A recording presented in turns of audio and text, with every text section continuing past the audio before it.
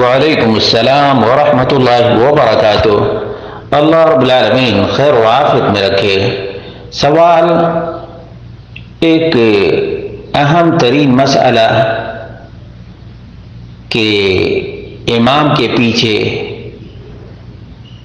سمع اللہ لمن حمدہ کے بعد ربنا لک الحمد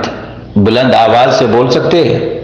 اس کا جواب یہ کہ صحیح بخاری میں 799 نمبر کی روایت ہے، عن رفاعة بن رافع قال كنا يوما نصلي وراء النبي صلی اللہ علیہ وسلم،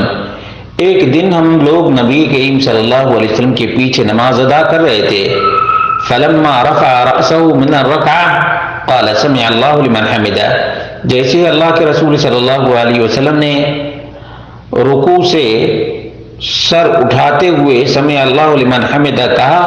قال رجل وراءه، اس کے بعد ایک آدمی نے کہا ربنا ولک الحمد حمدا کثیرا طیبا مبارکا فیہ،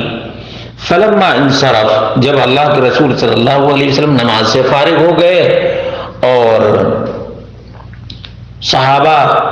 کی طرف متوجہ ہوئے تو آپ نے فرمایا من المتکلم، ربنا ولک الحمد حمدا کثیرا طیبا مبارکا فیہ، کس نے کہا ہے، کس نے یہ الفاظ ادا کیے ہیں؟ قال انا، رفاع نے کہا کہ میں نے یہ الفاظ ادا کیے ہیں۔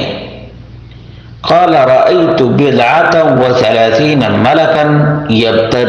يبتدرونها أيهم يكتبها أول، نبی مکرم صلی اللہ علیہ وسلم نے فرمایا کہ میں نے 30 سے زائد فرشتوں کو دیکھا ہے ان کلمات کو لکھنے کے لیے مسابقت کر رہے تھے کہ کون پہلے لکھے گا، کون پہلے لکھے گا۔ معلوم یہ ہوا کہ امام کے پیچھے سمع اللہ لمن حمدہ کے بعد کوئی ربنا ولک الحمد حمدا کثیرا طیبا مبارکا فیہ بولے بلند آواز سے، اتنی آواز سے کہ شور اور ہنگامہ نہ ہو، شور اور ہنگامہ نہ ہو، بلکہ اتنی آواز میں کہ بازو والا یا اگر امام کے پیچھے ہے تو امام سن لے، ایسی آواز میں ربنا ولک الحمد حمدا کثیرا طیبا مبارکا فیہ بولنے میں کوئی حرج کی بات نہیں ہے۔ یہ ثابت ہے، یہ صرف صحیح بخاری کا حوالہ دیا گیا ہے، ورنہ تو اور بھی دیگر کتب احادیث کے اندر